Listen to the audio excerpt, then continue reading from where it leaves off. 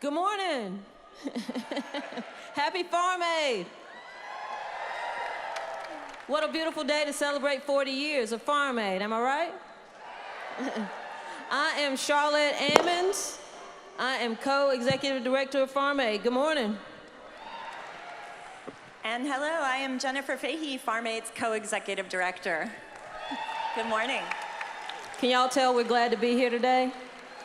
We got a lot to celebrate. Yeah, it was touch and go there for a bit, but we knew that Farm Aid 40 would happen because so many people all across the country stood with us in solidarity. It might be, yeah, thank you.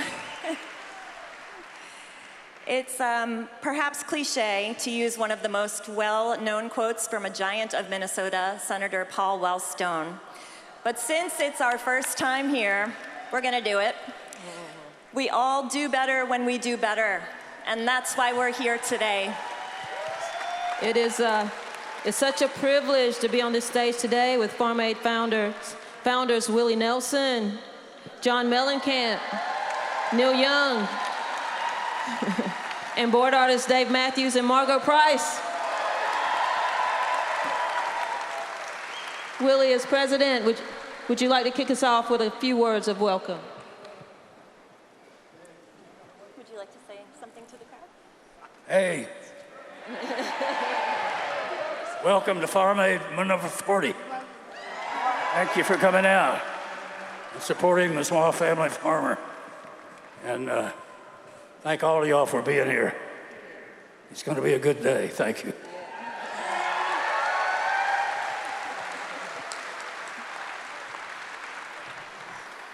It's been a rewarding and challenging 40 years for Farm Aid, and we could not have done it without a powerful, giant team by our side. It takes commitment to be here today, both for the family farmers who left their work in the fields at a critical time of year so they could be part of this celebration and this marking and celebration of the movement for our food and farm system. And artists donate their time and their travel and their talents to be here as well. Farm Aid, not just the festival, but the work that our incredible staff does 365 days a year would not be possible without the generosity of these incredible artists. In addition to the artists on our stage here today, we have so many artists, many of whom come back year after year. So please stand if you're here. Bob Dylan.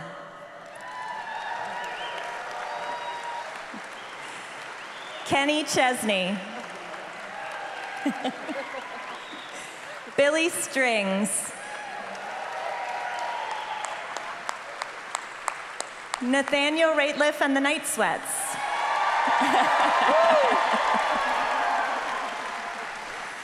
Lucas Nelson. Trampled by Turtles.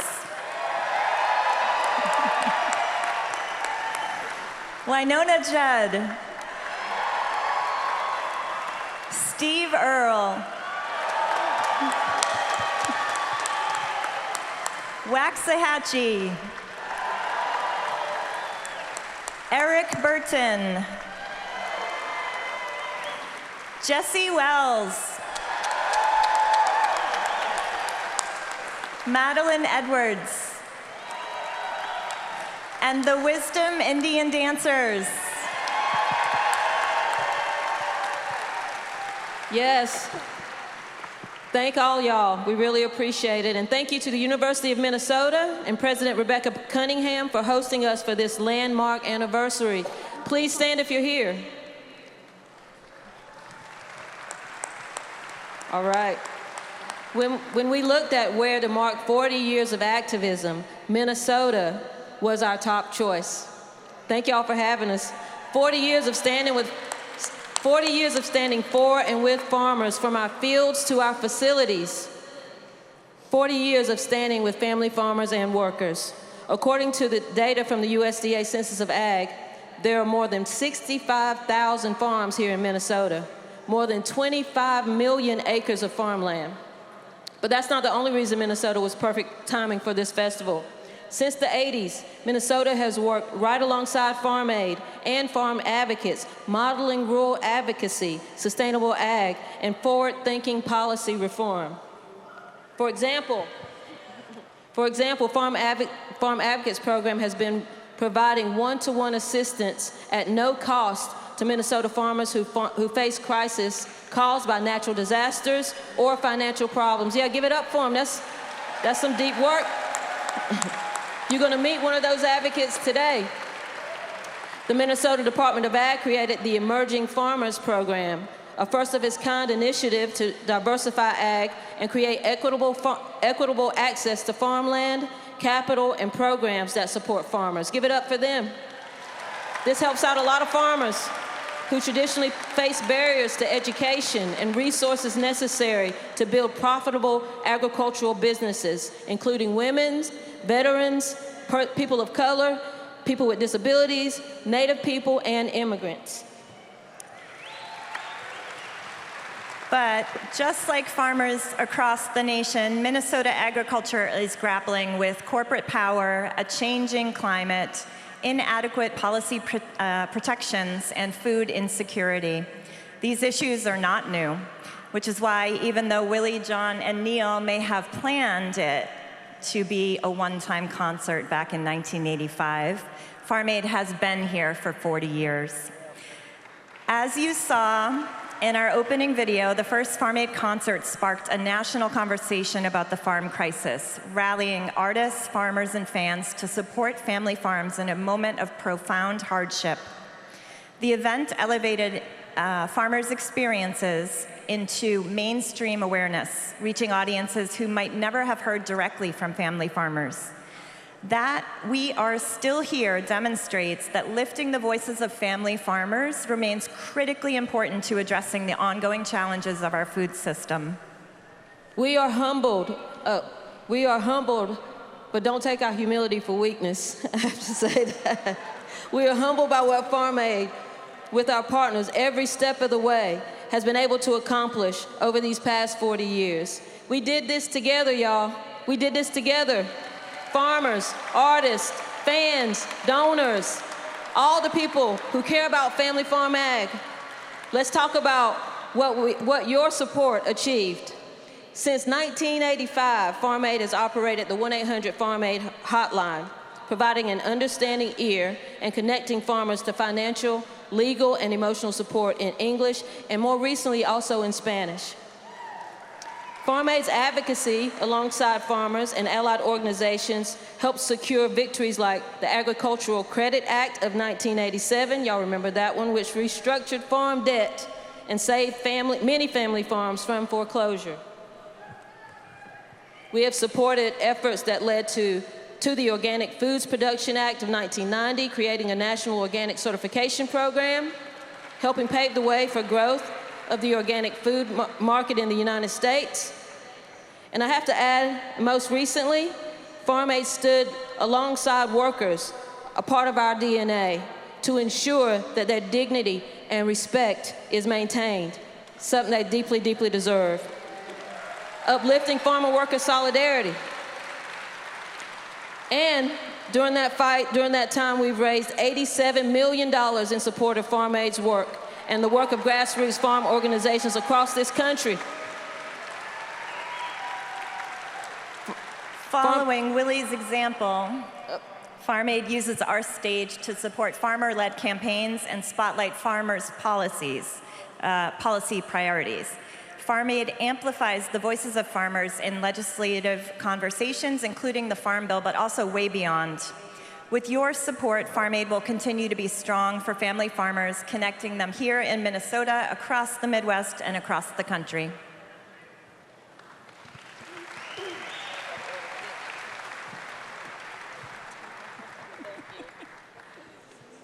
We have so much collectivity to be proud of, and the legends sitting here today, Willie, Neil, John, Dave, and Margo, have used and continue to use their platform to be year-round advocates for family farmers, and they have inspired other artists to do the same. This depth and length of artist commitment is unmatched in the charity world. Through music and activism, we have supported and sustained a movement for family farmers.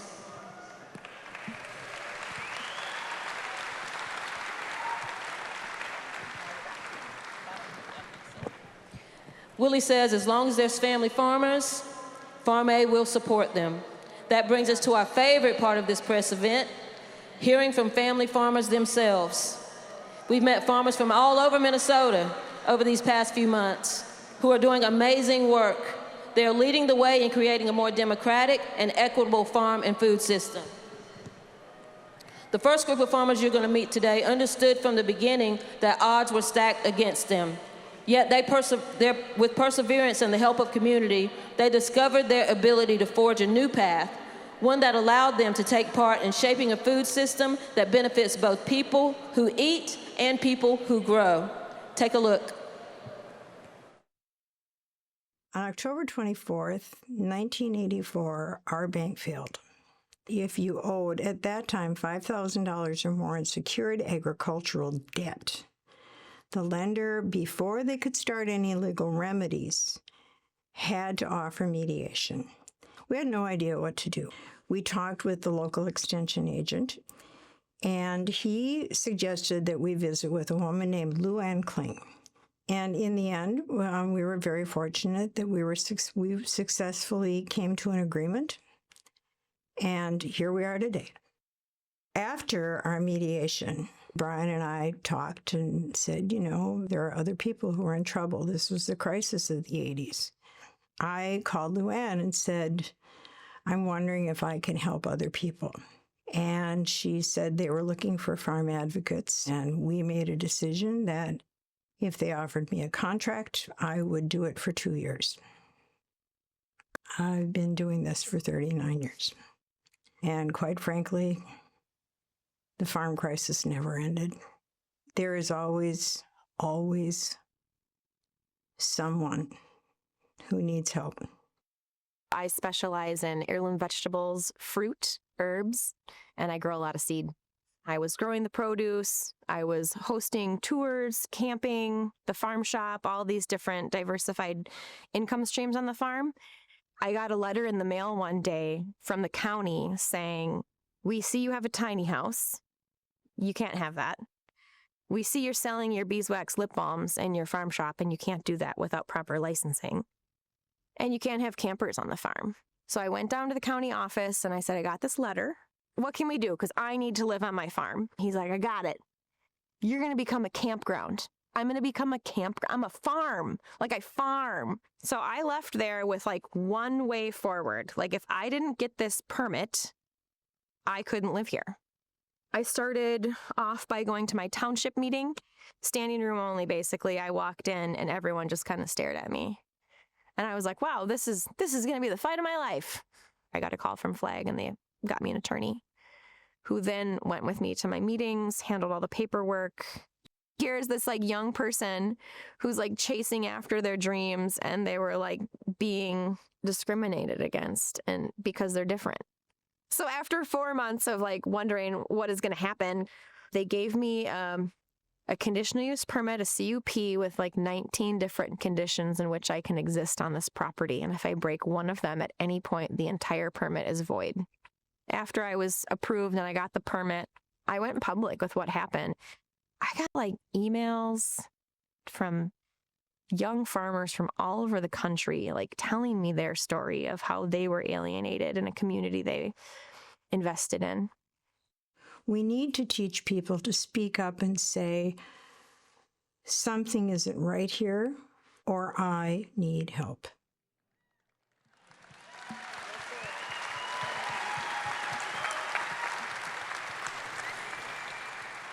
That's a warm welcome for Ruth Ann Karty and Kelsey Zaavedra. Thank you both for sharing your stories with us. Ruth Ann, you said something that really stood out to us. The farm crisis never ended. There is always someone who needs help. Based on your 39 years of experience, 39 years, y'all, 39 years of supporting farmers, what are the changes you've seen in your own farm community, and how can advocates like you support the people there? Well, obviously we went through the crisis of the 80s, and when everybody talks about the crisis, that's what they think about. But I've been a farm advocate for a long time, and there has never been Oh, there has never been an aspect of farming that wasn't in crisis. I've never once been without one client, and usually it's many. What has changed? Technology, huge. Technology is a giant change. Today we're seeing a lot of new technology. We're seeing a lot of ridiculous expense to get into farming and trying to figure out how to get young people into farming. I'm very proud of our young people because they're still at it. They're not giving up. They're going to be farmers. And it's just a pleasure. It's just a pleasure to be able to work with them, to work with the communities. We all work together. We belong together. We know what our heritage is. And it's not that we have to do this. It's that we love to do this. And so, you know, just keep on going. Am I ever going to quit? Probably not. Yes, ma'am. Thank you, Ms. Ruth Ann. Kelsey, you recently became a farmer, and you said that very quickly you realized that this was, quote, going to be the fight of your life. Farmer support networks can be key to finding other farmers who are facing similar challenges. That's why 1-800-FARM-AID is so critical, because it can help farmers make those needful connections. Now that you got a little bit of experience under your belt, what would you say to young farmers about the importance of getting connected to farmer support networks? Wow, that's a really big question. Fortunately, here in Minnesota, we have so much support. We have the Emerging Farmers Office. I've served on that working group for 3.5 years now. And it's the first office of its kind in the nation, and I think it's an invaluable resource for farmers starting out. Because as we know, the face of agriculture is changing, and we need to be able to support everybody who wants to come and do this work, because it's hard work. So that's a really great resource I've had. I'm grateful for it. Yeah, thank you so much. John, as co-founder of Farm Aid, you've been standing strong with family farmers for 40 years as a board member, as an advocate, as an artist. What's kept you in this fight 40 years now? And what do you think about farmers' perseverance over that time? Well, I'd like to say, if I could get everybody to stand up, because without this gentleman right here, none of this would have happened. It's him, Mr. Willie Nelson. Let's stand up and let's hear it for him.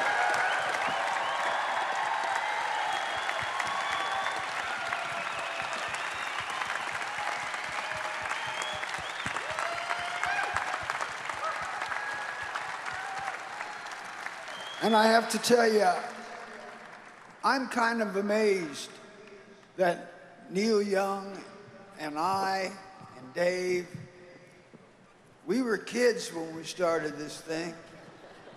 We were young kids, and we had ideals about how we believe. And I'm so thankful that you people come and support Farm Aid every year. And I'm so thankful for Willie, who works twice as hard as me or Neil or Dave. So we owe all of this to Mr. Nelson.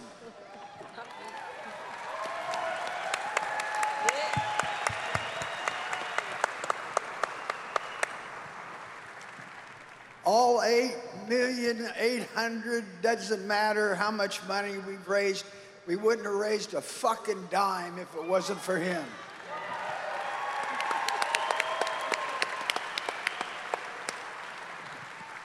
So all I really want to say is that we love you guys. We know that the farm bills that they passed in Washington are not for family farms. We know they're for large agriculture. We understand all that. And we were so naive when we started this that we thought we would do one show and they'd pay attention to us.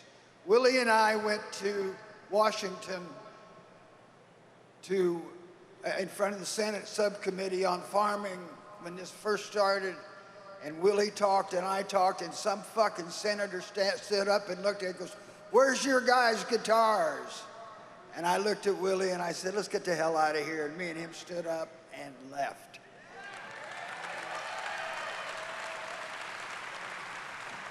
So I'm really humbled by Neil's help and Dave's help, but I have to say I'm very proud to be with Willie Nelson and Farm Aid.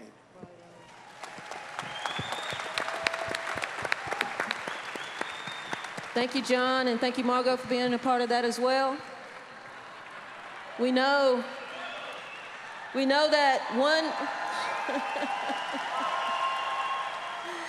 that one major challenge family farmers face today is the presence of CAFOs. We know what those are, right? Confined animal feeding operations, commonly known as factory farms. These are large-scale agricultural operations where animals are kept indoors or in a confined space with food and waste concentrated in a small area, often raising environmental concerns about waste management, odor, and pollution. They have, by design, pushed thousands of independent family farmers out of business, and they're often deposited in marginalized communities and communities of color. The next group of farmers we'll meet know this all too well. Let's take another look. When we started milking here in 1993, there were about 12 or 15 dairy farms within a 3-mile radius of our farm, and now there's nothing. I am literally witnessing neighbor after neighbor after neighbor where the lights go out, and those folks are gone. We needed to farm differently. Eventually, we decided we needed pastures here, rotational grazing. A lot of direct marketing was starting to take off in all kinds of areas. I have been a part of efforts to stop a CAFO in this neighborhood of 5,000 sows. The community got very interested in what was going on, and they got educated, and they decided that no, and some of the townships changed their zoning laws, so I think that was a success. The hog battles were really pretty raw. Now we've got big dairies, big dairy factories. There's one just 2 miles over that direction. I think we have about 70,000 cows all in a 10-mile stretch. That is a lot of manure, and that uses a lot of water. Corporate ag and consolidation all over is really bad for a sustainable regenerative ag. Without the connection with other people that are going our direction, some of whom are really trying to do actions against livestock concentration and land aggregation and all the rest of it, those people are our friends and our fellow travelers. I think Farm Aid certainly helped to inform the public and make the public aware of what's going on. We need people to be aware so that they can talk to their representatives or senators to make policies and legislation that will work for all farmers, not just the big ones.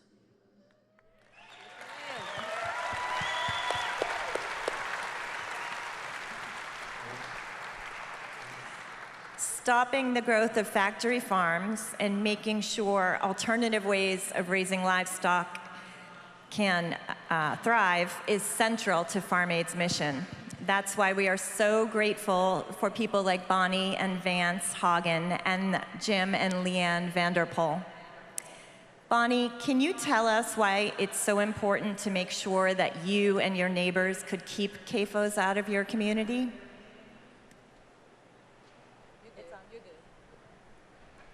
That's a lot of parts to that answer, but I'll tick some off. When we have too many CAFOs in the community, I'm very concerned about water quality and quantity. I'm very concerned about less kids in the school. I'm very concerned about not enough people for our healthcare systems. Very concerned about the quality of that food, the quality of the food that we're sending out to all of us, all of you to eat. And that's just some of it. Thank you. Well said. That was it. Thank you, Ms. Bonnie. Jim, the work you do at Pastures of Plenty represents the alternative to factory farms. Why is that so important? It's important because of the involvement of more than just a few people.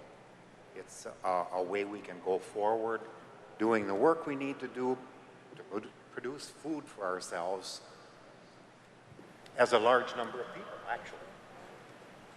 Thank you. Thank you so much.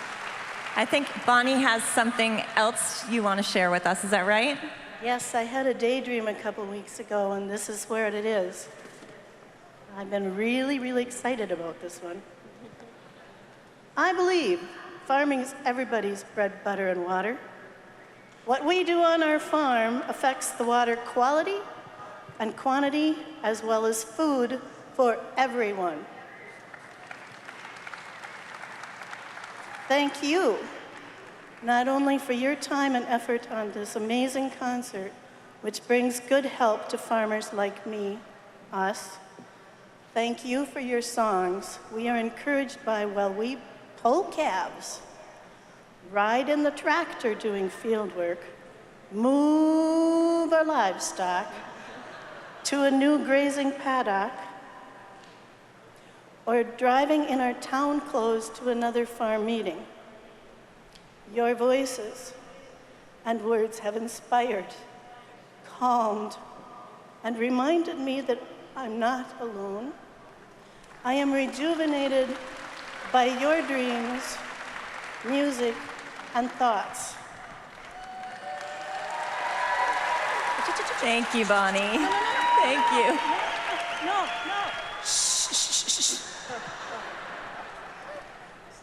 When I go on the road again, I will be buying my childhood farm while I am searching for that heart of gold.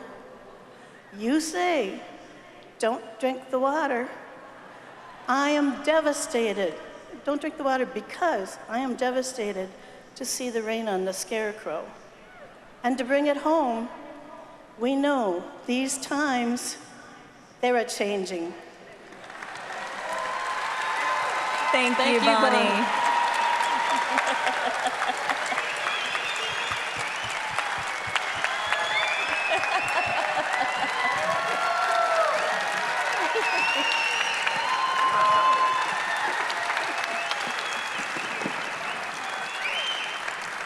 Well, that's a tough act to follow, but Neil, you've advocated for the end of factory farms for many decades now. In 2022, you even refused to play a concert at venues that source from factory farms, and you enlisted Farm Aid to help you on your most recent tours to bring family farm food to those venues. How can we use our collective power to make sure our food dollars are supporting the kind of agriculture we want and need? Well, I wish I could answer that question clearly. I just want to say it's been a pleasure to be with everybody for this 40 years. I missed a couple of them with various reasons, but it's one of the highlights of my life to have been part of this.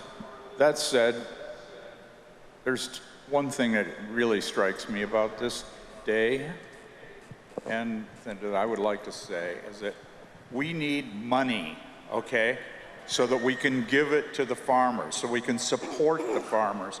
And we need to get it from these big corporations and billionaires that have taken all the farmers' land, or a great portion of it. We need donations from them. We don't want to give them favors for them. We think that they should support the families and the human beings that lived for decades and decades on the farms that they now own as part of their investment portfolio. And I really think that that's important for Cargill and all the other names on the list to make huge donations to Farm Aid so that we can support the people that brought the land to the place where it was, where they could buy it and make a fortune. We really need that help. And I don't care where it comes from, how dirty they are, whatever they did, it doesn't matter. I just want the money so that we can give it to the people who made America what it is now, the farmers The way it started, it was so beautiful, and you could see it. You drive around this country, you see these great farms out of the bus windows. We see them all the time. We see the old farmhouses, the old barns that are falling down. Then we see these long white buildings. That's the new guys. Here they are, the billionaires. And they've got all the new stuff. And they're not paying anybody for what we did to get this started. So I'm saying to them, we want your money. You should stand up and donate to Farm Aid so that we can give it to the human beings, the Americans who made this happen, who made it so that there was something to use.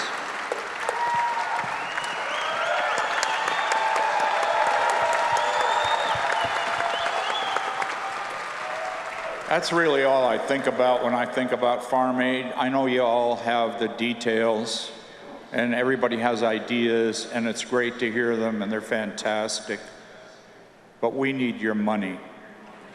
We need your money. And all you billionaires, and Ted Turner, and what's his name, the Microsoft guy, all those people, they bought hundreds and thousands of acres of farmland in this country as investments. And they're living the good life. They need to stand up and pay a conscience tax to the farmers of America.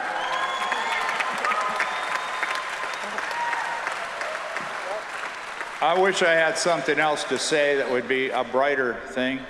There's nothing to talk about that's bright that I can think of right now in Washington.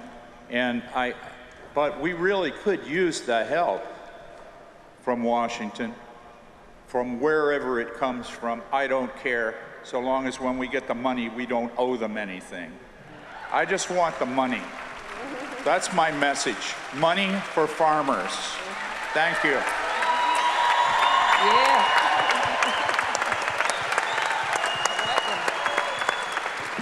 Thank you, Neil. Thanks so much. As you can tell, family farmers are up against a lot, especially if they try to address these challenges alone. Organizing is one important way to grow our power against big corporations. Where are organizers at today? At a time when our freedom of speech is literally being muzzled, organizing a collective voice is one of our biggest sources of power. Our next farmer understood that assignment from the beginning and has made it her mission.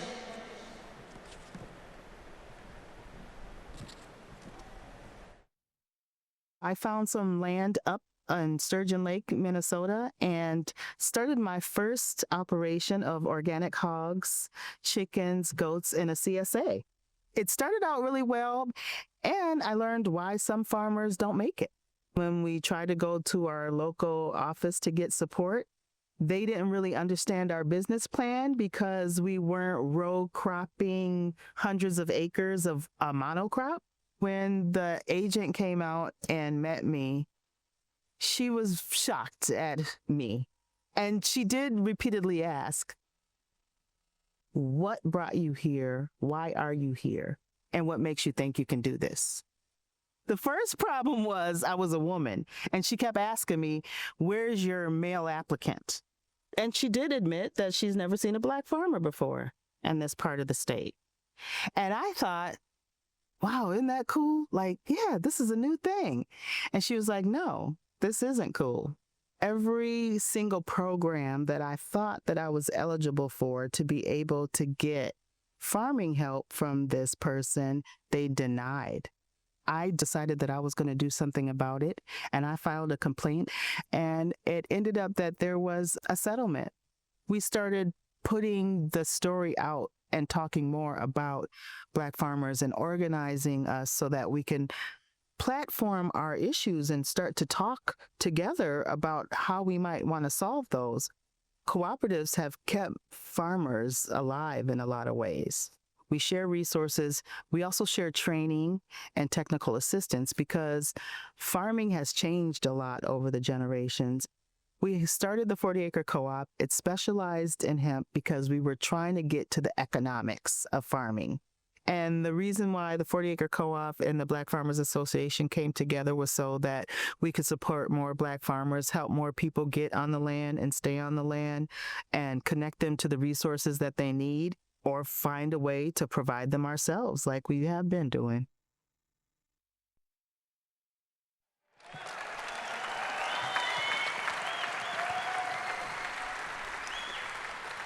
Angela, it's so great to have you here today. And grassroots organizing has always been at the heart of Farm Aid. It's what keeps this movement strong, because none of us can do it alone. From your work starting the 40-acre co-op and bringing Black farmers in Minnesota together, what have you found to be the most powerful ways to help farmers push past systemic barriers and build lasting power? First of all, I want to say thank you so much I'm so honored to be here and to be in the presence of such amazing people who have been trailblazing our issues for such a long time. I have gotten my energy and my drive from the work that people like Willie Nelson have done over the years. You know, I'm a grandma's baby, and I was raised by my grandma, and I would help her garden. And as we were gardening, we would listen to Willie Nelson's music.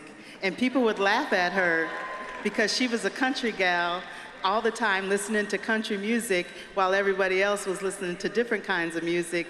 And it was what kept us going. There's stories in his music, and there's perseverance and resilience even in the music. And so that is what has kept us going when it comes to organizing. I want to thank you for trailblazing and keeping farmers in the front of the American eye. And thank you, John, for supporting him, because trailblazers need support. We need people behind us. This is not an easy thing, and I'm thanking you so much for being able to be here with you and share the stage. Thank you very much. Thank you so much, Angela. You're an inspiration as well, so thank you for what you do. Margo, you often share that you're part of Farm Aid because of the joy your family's farm brought to you as a kid and the profound loss your whole family experienced when it was sold during the farm crisis. You know how tough it can be for farmers to push through so many barriers. What do you think is so powerful? Why do you think it's so powerful when they join forces and build strength for the movement? My family lost their farm in 1985, which was the first year of the first Farm Aid. And I saw how affected they were emotionally, physically, financially, mentally. I mean, we know farmer suicide rates are through the roof, and it's so important for us to come together right now, this time in America. We're being divided, we're being distracted, our voices are being silenced. And apathy isn't it. You know, they want us to be overwhelmed. They want us to be fighting with each other, so we don't realize that it's the people in power that are making all of these things terrible.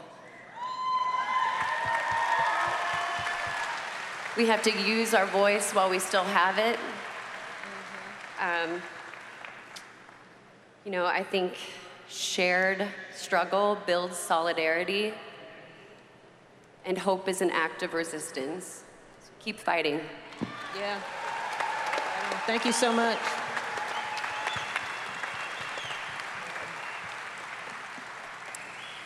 So this may apply to some folks out in the audience. Imagine the day you finally decide to become a farmer. We've actually heard from folks who have made that decision here at Farm Aid, so good luck. Hope you're feeling the energy out there today. For new farmers, what you envision and how you get there can be very different. It takes grit, patience, and an incredible amount of resilience to carve out a path in this field. The farmers you're about to meet know those challenges firsthand, but their stories also remind us that even in the face of obstacles, new possibilities are being planted. Let's take a look. I grew up on a farm. It was during the farm crisis of the 80s. This is a really difficult way to make a living, and why would you want to be a farmer? What got me back into farming was seeing other young farmers who were doing things differently than what I saw as the model of agriculture kind of got the wheels turning in my head for like how farmers could make a living. By direct marketing, you set your own price, and that takes you out of the whole gambling side of farming on the commodity market. And then the other thing I was seeing was, you know, this push and movement towards sustainable and regenerative agriculture. And for one, that just like aligns with my values. I feel really good about what I'm doing here for the environment, but also that's a way to get out from under corporate control. I actually think the thing that is helping the most to improve our food system is consumer awareness of what they're eating and what they're buying. I think what a lot of organizations now are realizing is our whole food system is healthier if we have a more diverse group of farmers. Nature has proven that diversity makes a healthier food system. It's the same with people. Like the more diversity we have, you know, in our food and farming system, the more diversity of foods we're growing, the more diversity of people we're serving. You know, there's really no downside to helping others start farming and increase that diversity. When we started farming, we felt like we were really not in a community. When we started mentoring other farmers on our farm, that really was a whole new thing that made us excited. Everybody was so happy about it. They were like, I can do it too. And then that's why we started Kirimo and incubator of training the farmers. It was like daily, somebody was calling and saying, I've been working in this community garden for 20 years. I'm excited to be in a group because that way I can get more connected. I can get more resources. We started forming cooperatives. And then by forming groups, we are able to work through the system, even create our own system where we can produce en masse and approach big buyers. At the end, when you share what you have done together, you get back in proportion to what you contributed. That is one way of carrying along the small farmer in a co-op.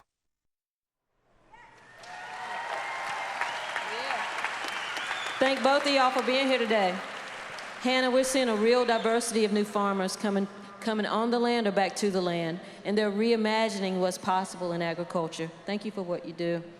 When you look ahead, what inspires you the most about the future of farming? I'm really excited about the direction that regenerative agriculture is taking us. Farmers of all kinds are learning more about soil health and the importance of taking care of the soil in order for our food that we're growing to be healthier. It also is, you know, keeping our water cleaner, keeping our air cleaner. This is a public service to everyone. And more farmers are realizing that it's not just about our values, that makes us feel good to take care of the land, but it is giving us more power back.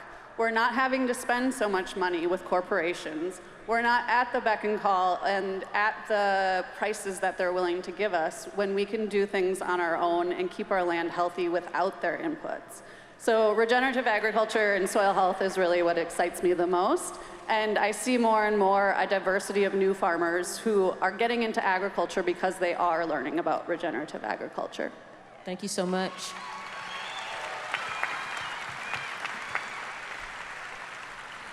Moses, your story shows how powerful farmers can be when they come together and when they mentor each other.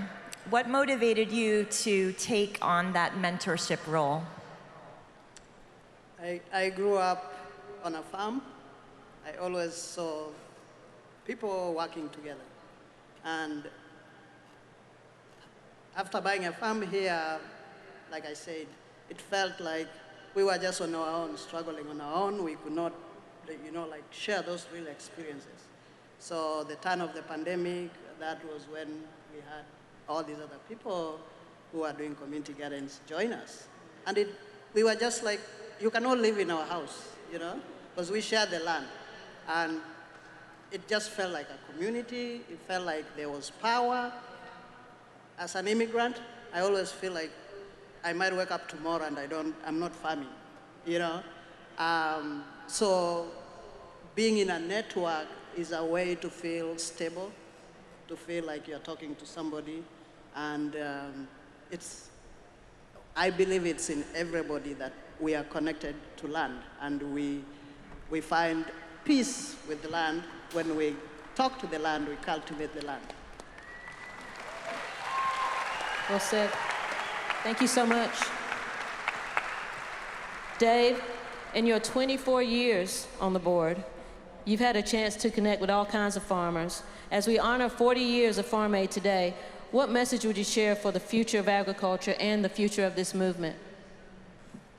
So I didn't know if I should sit down like Margo and be so eloquent, or stand up like Neil and John. So I'm just going to stand up because it's what happened. But I will say this: I really like what Neil said about a conscience tax, because it seems like we could spread a little bit of the wealth in this country to the people that deserve it, and maybe take a little bit away from the people that are hoarding it. I'm also an immigrant. And I've been very fortunate in this country. I feel incredibly lucky to be able to do what I love and be overcompensated for doing what I love. And so I'm very happy to pay my taxes. I wouldn't mind if they raised my taxes and at the same time raised the taxes of billionaires, maybe that conscience tax. And I would love my taxes to go to school lunches and after school programs. I would love my taxes to help pay the health care of people who need it. I would love my taxes to keep family farmers and farmers on the land, to help my family and my planet, our planet, stay healthy. I would love to pay taxes for those reasons, and I'm happy to do it. I'm not happy to have my taxes pay for tax breaks for billionaires, and I'm not happy to have my taxes used to give tax breaks to multi-corporations, and I'm not happy for tax breaks for my taxes to be used to bomb children and be complicit in terrible violence and genocide. I'm so inspired when I come to Farm Aid every year and see all these brave and obstinate people that are keeping our planet healthy. It's a matter of life and death, really, I think, because I think corporate farming, like corporate profit, like the billionaire class, is a death cult. It is a death cult, and it's destroying our planet. And I think that farmers that look after the earth and care for the land and care for the food they produce and they sell to our families, those people are the life cult. And we need to choose life, and we need to support farmers that are on the land caring for it, and not corporations that are trying to profit and kill the planet and money now. That's garbage. Conscious tax.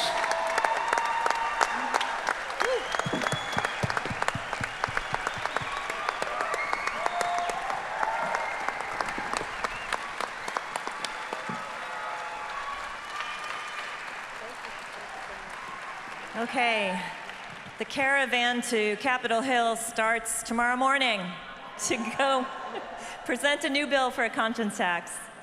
I love it. Thank you, Dave. We'd like to now welcome a special guest, Minneapolis Mayor Jacob Frey and Michael Cheney, founder of Project Sweetie Pie, which is a tremendous urban agriculture project here doing wonderful work across the city.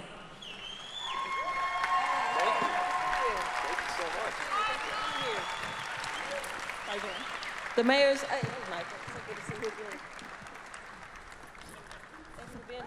the mayor's here to deliver a special proclamation. Thank you for having us in your amazing city. We feel so welcome. All yours. Farm Aid, welcome to Minneapolis. We are so proud to have you here. At a time when there's so much division, we recognize that there is a whole lot more that brings people together between urban and rural areas. We in Minneapolis know that it is local, family-based farmers that are putting nutritious food on our plates here in the city, and we know we've got to be supporting you over the big corporations every step of the way. And so, we've got a proclamation. Whereas Farm Aid is a national nonprofit organization driven to building a vibrant family farm-centered system of agriculture in America, connecting farmers to eaters, supporting local growers, and advocating with policymakers to defend and bolster locally centered agriculture.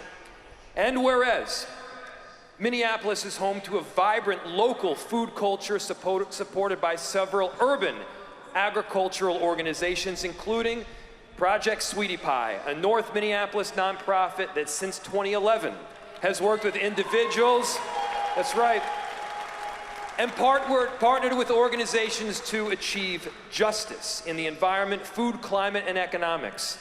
And whereas, founded by civic leader right here next to me, give it up for Michael Cheney.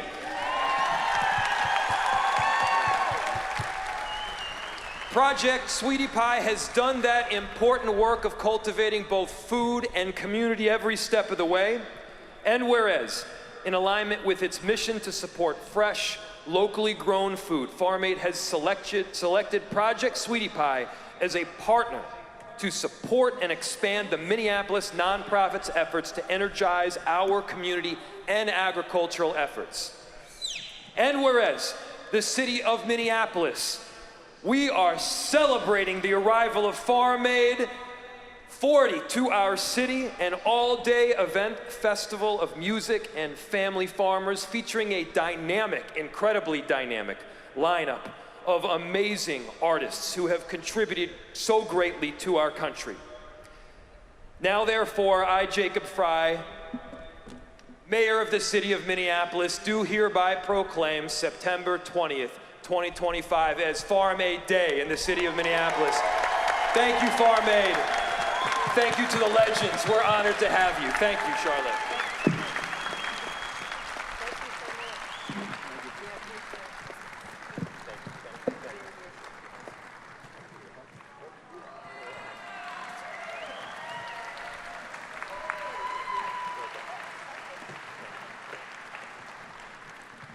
Thank you, Mayor Frey. We've talked a lot about power today, and we're reminded of the power of solidarity from last week. There's a reason that knowing we have power is important. The common denominator across all the challenges that farmers face, and we've heard it over and over here today, is a quest for greed and control, and it faces all workers. There are incredibly successful and oversubscribed farm programs in place that are meant to sustain farmers in rural communities, but in this year, many of them have been dismantled, frozen, or completely eliminated. The only way we can stop this is by working together to become a force for change. I know that in this place and across this country, we share important values of dignity, fairness, providing a livable wage. Last week was an important reminder of that kind of solidarity, especially between farmers and all workers. Let's learn from that. Let's grow from that. Don't just walk away from here today with just good memories. We're going to provide you with some of those, but there's a lot more. Commit your values and join us to build a force to be reckoned with.